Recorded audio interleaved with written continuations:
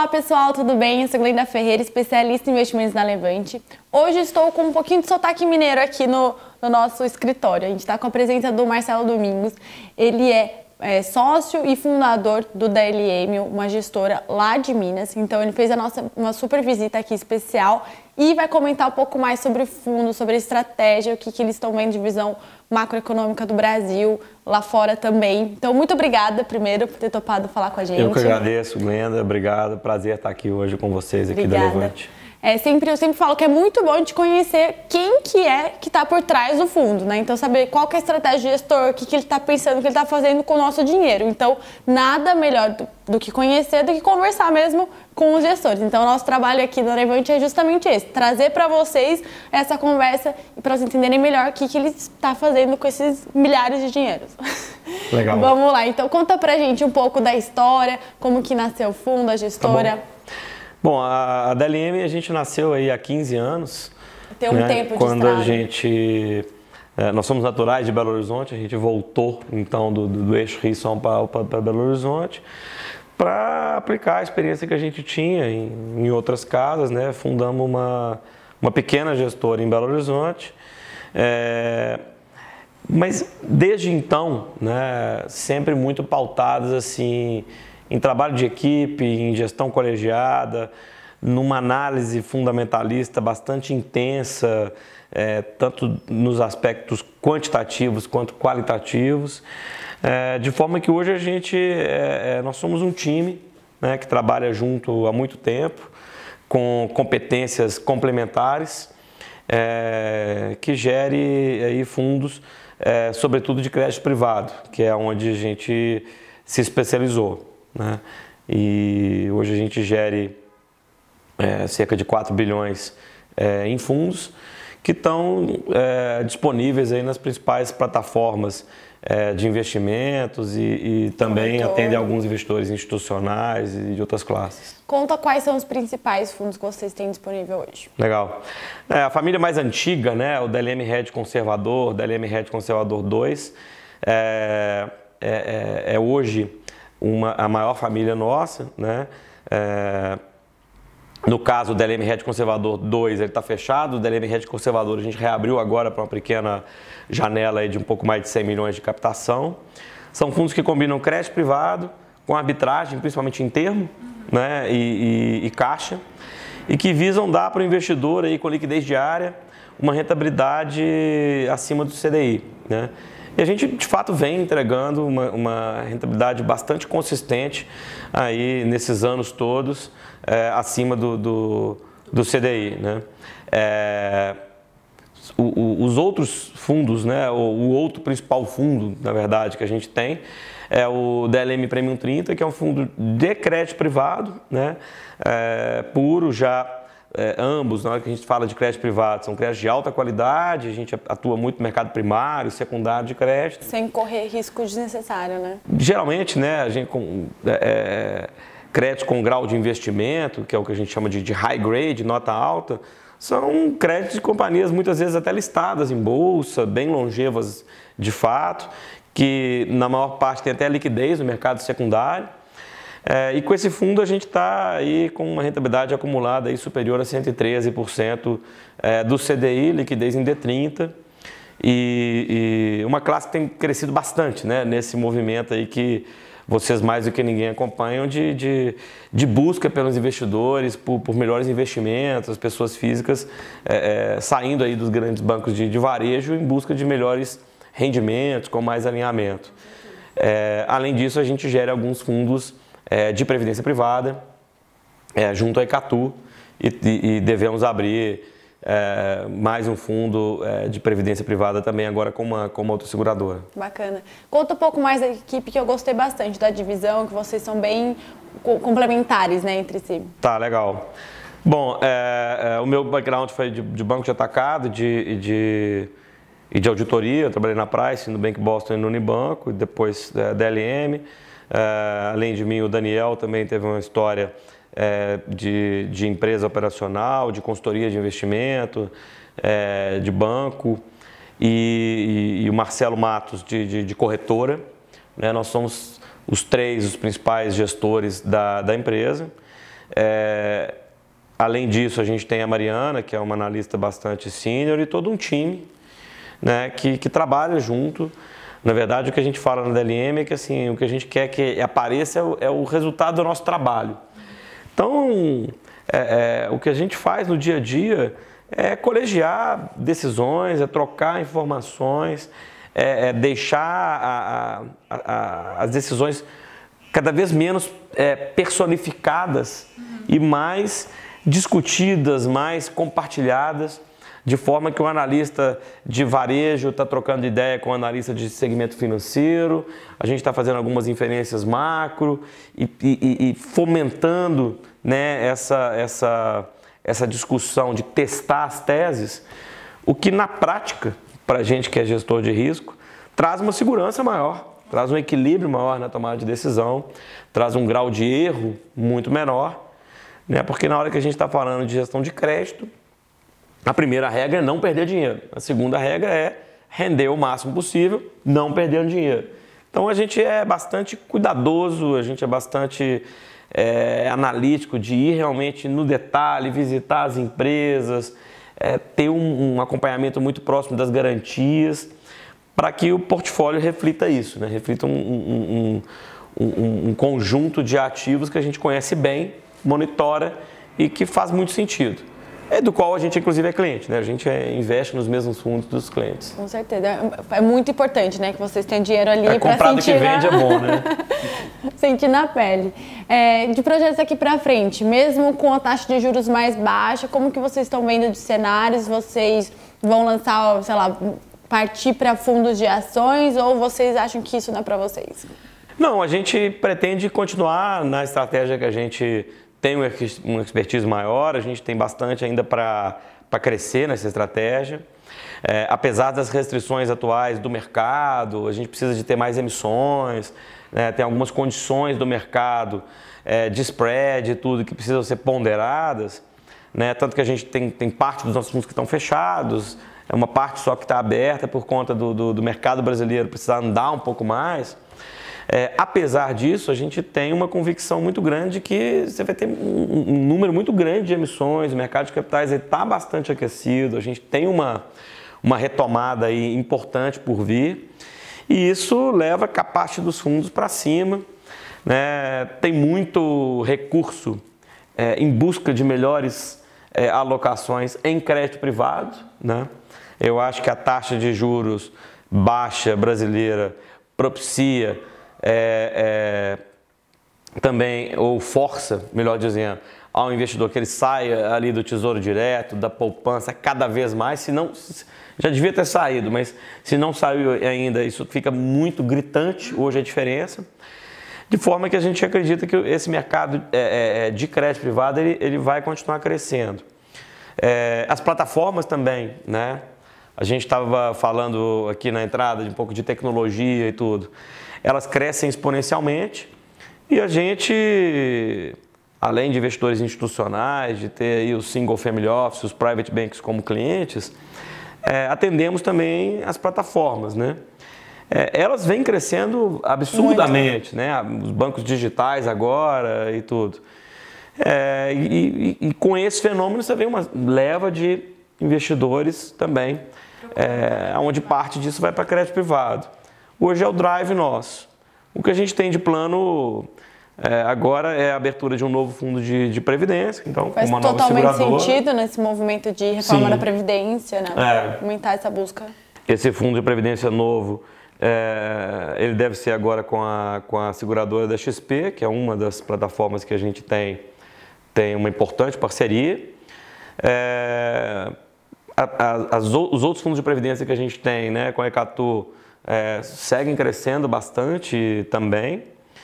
E o próprio fundo de crédito privado, da LM Premium 30, que é um flagship nosso, é um fundo que tem bastante capacity ainda para crescer. O fundo está com 800 milhões e deve, no nosso entendimento, continuar captando no cenário atual. Com certeza. E qual que é a vantagem para uma pessoa física, então, em investir em um fundo que aplica em crédito privado do que escolher sozinha algumas emissões de crédito privado? Tá. Bom, primeiro que é legal é o seguinte, o crédito privado, ele é uma desintermediação, né? Conceitualmente é muito legal isso, porque você não está emprestando dinheiro para uma instituição financeira, para ela emprestar dinheiro para as companhias, para você ficar com aquele retornozinho do CDB e ela ficar com o spread, né? A instituição financeira, o banco. Você está, na verdade, através de um fundo de crédito privado, alocando em créditos corporativos de alta qualidade que te propiciam um retorno melhor, com diversificação, e isso é uma desintermediação. Então isso só assim, conceitualmente, por si só, isso já é muito legal. A outra pegada muito interessante da gente olhar é assim, o serviço, de certa forma, que o gestor faz para aquele investidor geral, do ponto de vista de selecionar, né, os ativos. Com muito critério. O investidor comum, ele não tem a capacidade de seleção, de operação, de ter aqueles ativos não somente selecionados, mas monitorados, de analisar a garantia, inclusive juridicamente, de fazer uma ponderação. Não é só olhar aquela debênture ali e falar, vale a pena. E a gente, através de um fundo, faz isso tudo e acaba trazendo para os cotistas, né, para os investidores, uma carteira de 70, 80 posições de crédito, fora a parte de caixa, com uma liquidez mais curta do que ele teria se ele ficasse naquela duration ali daquele papel, né? E, mais legal, sem conflito de interesse. Como o gestor não é remunerado por distribuição, o nosso interesse de gestão é só de investimento, para o melhor interesse do fundo, né, que reflete nos cotistas, a gente não é contaminado por nenhum outro incentivo, vamos dizer assim, de comissão, de rebate, nada disso. É um pequeno e importante detalhe. Faz totalmente diferença para o investidor. Com certeza. Você falou que vocês têm quantas posições mais ou menos? Hoje em crédito a gente tem entre 70 e 80 posições. Dá para diluir Geralmente a gente tem posições ali também. entre 1,5% assim numa emissão primária, algumas coisas menores ali de secundário. A gente não gosta de uma carteira muito maior do que isso não, porque a gente tem uma carteira com notas mais elevadas e a gente negocia bastante a carteira também, sabe? Então se a gente tem posições também extremamente fragmentadas, eu meio que anulo os ganhos também. Então, geralmente, a gente tem posições que são pequenas, porque não é interessante concentrar, mas que também não são desprezíveis. Bacana. Tá? E não operamos juro. O que a gente tem, na verdade, é uma carteira de crédito, em sua ampla maioria pós-fixada, né? Aonde a gente tem ali para o investidor uma carteira que pretende superar o CDI com consistência, né? O que a gente vem conseguindo fazer nesses anos todos aí. Como que faz a gestão de risco disso daí? A gestão de risco ela tem um papel fundamental, né? A gente enxerga na ADLM, na nossa gestão, o risco como parte assim, integrante da gestão. Então a gestão de risco ela vai desde você tem um comitê de análise, comitê de investimento, tem comitês de riscos também periódicos, mas assim, além disso, o risco interage com a gestão, né, num log de operação que vai nos dar um impacto daquele ativo na carteira, né? Eu faço uma gestão também do que a gente chama de passivo do fundo, né, porque eu tenho que fazer uma gestão, toda uma gestão de liquidez dos fundos. Então a gente tem uma gestão de risco apoiada em tecnologia, integrada com a gestão, que vai ponderar pesos, liquidez, né, impacto de papel, que vai fazer com que a gente tenha uma carteira que é diariamente monitorada internamente, inclusive, para garantir esse equilíbrio. Tá? É bem dinâmico, Para quem olha por fora, fala assim, não, é tranquilo, tem ali os 70 papéis. Eu acho que a gestão de crédito, ela é uma gestão muito cheia de detalhe, muito marcada por disciplina, por processos que são importantes de checagem, de posição, de garantia, de monitoramento e tudo. A vida do gestor de crédito é muito isso, né? Então, o nosso processo ele é impregnado disso. Além disso, a outra atividade que nos toma bastante tempo também é uma análise macro intensa, porque ela reflete no micro, essa questão de não tem como, eu né? olho só as empresas, não olho o macro. Principalmente assim, porque aqui é Brasil. não tem, o macro é fundamental, né? E uma análise micro, balanço a balanço, né? Os guidance das empresas, os graus de alavancagem, de covenant, de dívida e tudo, que a gente precisa estar monitorando. O que a gente faz aí com os analistas, batendo resultado, batendo balanço, visitando, fazendo aí um cross-checking, inclusive com o que a gente chama de stakeholders, que é você conversar não só com aquela companhia, mas com concorrentes, com cliente, com ex-funcionário. É um pouco daquele negócio de você testar, né, para ver se a história fecha. Isso é importante. Não adianta só falar com o RI da empresa, igual não adianta. A gente gosta de visitar, né, planta de fábrica, quando é um varejista, loja e tudo. Também, assim, sem marcar, sabe, a gente selecionando, para a gente ver a vida como ela é, né, como ela está refletida. Sem máscara.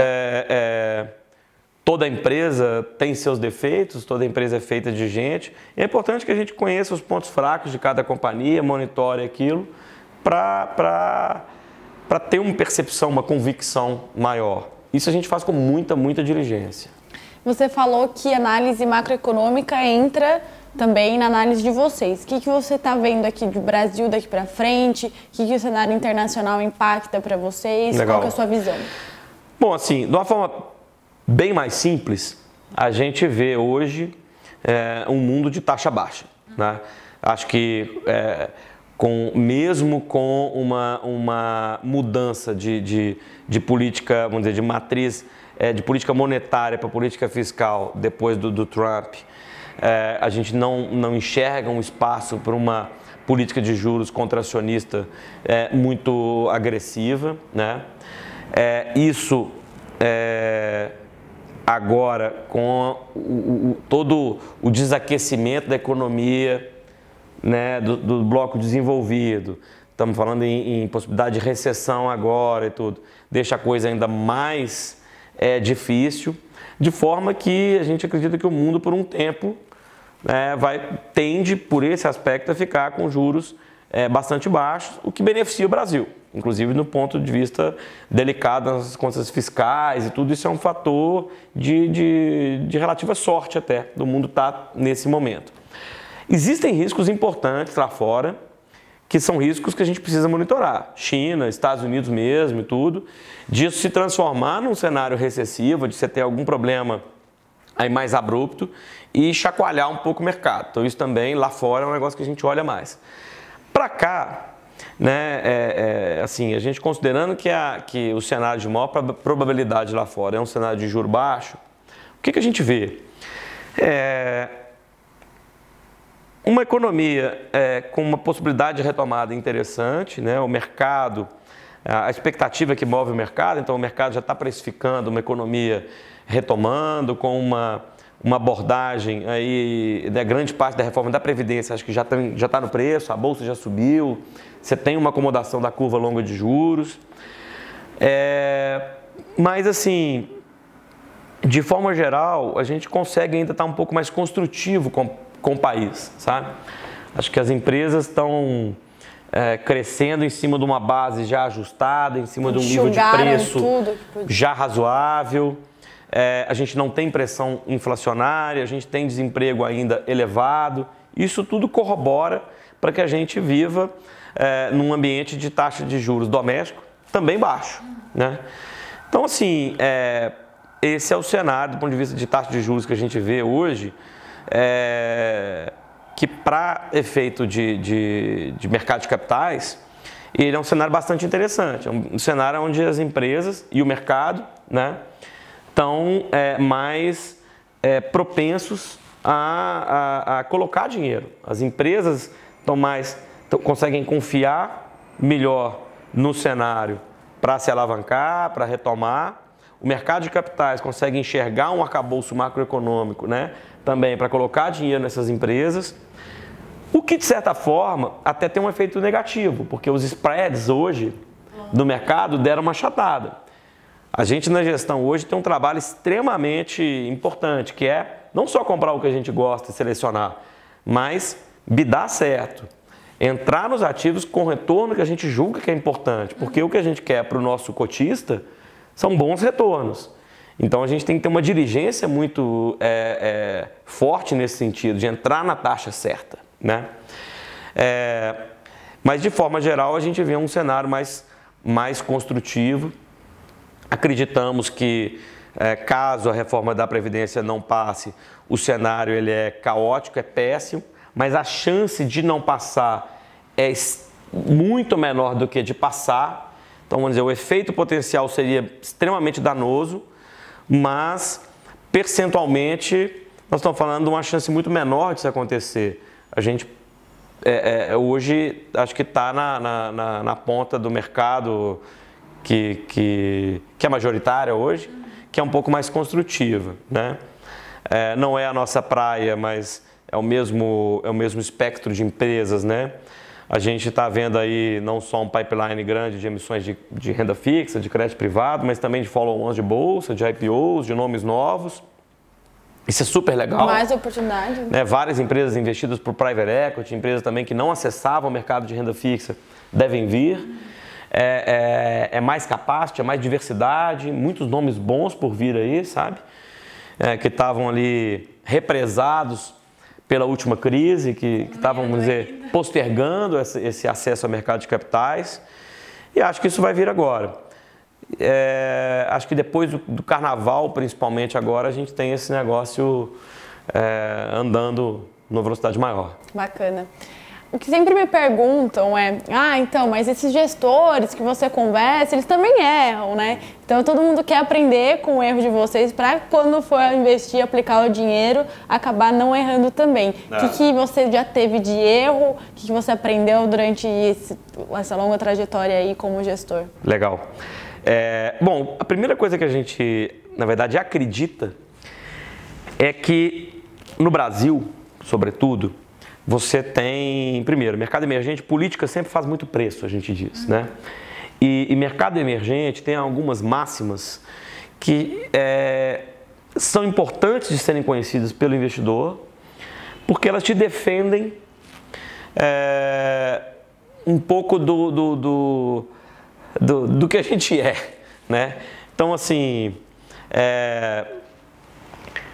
macroeconomia no Brasil, cenário político, político em qualquer lugar, mas aqui é um pouco ainda diferente, né? Você tem um grau de convicção menor, então você precisa ter uma margem de segurança, vamos chamar assim, melhor para a tomada de decisão. A gente julga que a gente tem hoje, nosso principal diferencial está em crédito privado, está em seleção e está na operação disso, e a gente não entra um pouco, não entra, na verdade, nessa questão de curva de juro, de nada nisso, um pouco por mandato e um pouco por achar que essa vocação não é nossa.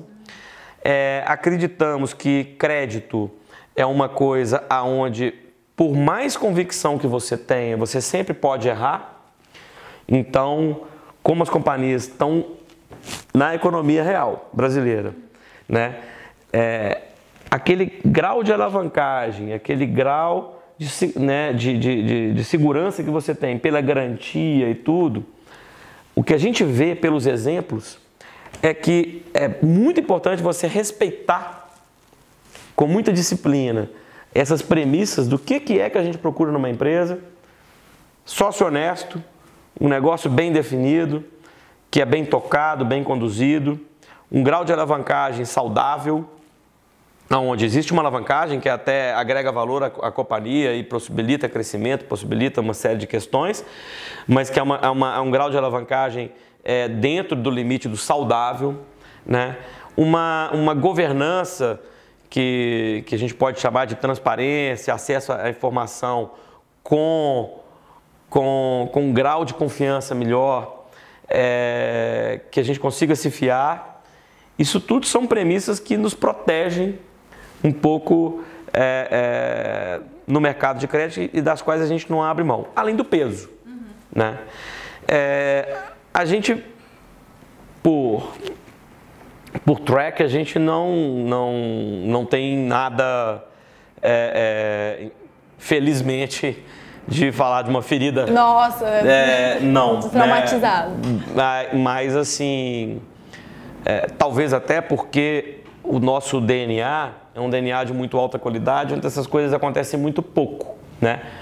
Mas mesmo assim, a gente vê em alguns momentos onde você tem, às vezes, momentos de marcação a mercado muito forte, por conta de juro e tudo, né? O efeito que isso tem no mercado, né? O que a gente mais vê agora, assim, que eu acho interessante é um pouco assim, o efeito da gestão de duration, por exemplo, num fechamento de juros, né? O que isso, às vezes, nos protegeu de um fechamento de juros, o fato da gente não ter duration muito longa e de ter uma carteira preparada para esse cenário também, né? É lógico que olhando para trás, a gente vê, poxa, eu poderia ter ganhado um pouco mais ali naquela empresa que acabou não dando problema.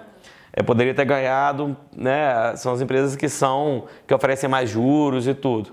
Mas depois que a coisa passa, fica mais fácil, né?